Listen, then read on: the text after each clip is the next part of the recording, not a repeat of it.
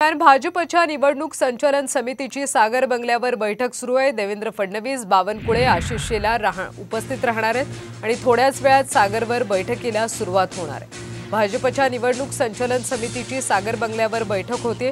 या बैठकीला देवेंद्र फडणवीस, चंद्रशेखर बावनकुळे, आशिष शेलार उपस्थित राहणार आहेत आणि थोड्याच वेळात या बैठकीला सुरुवात होणार आहे। सविस्तर माहिती घेऊयात आमचे प्रतिनिधी गिरीश कांबळे यांच्याकडून। गिरीश, बैठकीला कधी सुरुवात होणार आहे आणि कशा पद्धतीने चर्चा होणार आहे?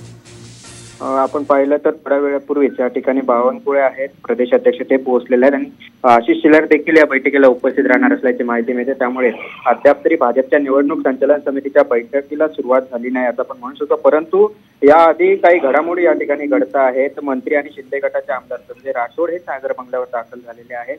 विशेष म्हणजे ते विनातापा या ठिकाणी सागर बंगल्यावर दाखल झालेले आहेत। शिवसेनेच्या विद्यमान खासदार असलेल्या भावना गवळी यांचं तिकीट या ठिकाणी कापलं जाऊ शकतो यवतमाळ वाशिम जागेवरून। त्यामुळे त्यांच्या जागेवर संजय राठोड यांना उमेदवारी देण्यात येईल अशा पद्धतीच्या चर्चा या गेल्या काही दिवसांपासून होत्या आणि त्याच पार्श्वभूमीवर या ठिकाणी ही भेट असू शकते। त्यामुळे आजच्या या बैठकीत काय होतंय हे देखील पाहावं लागेल। मात्र अजूनही भाजपच्या निवडणूक संचालन समितीची बैठक आहे ती सुरू झालेली नाहीये। या ठिकाणी नेते आहेत ते यायला सुरुवात झालेली आहे। रावसाहेब दानवे देखील या ठिकाणी सागर बंगल्यावर पोहोचलेले आहेत।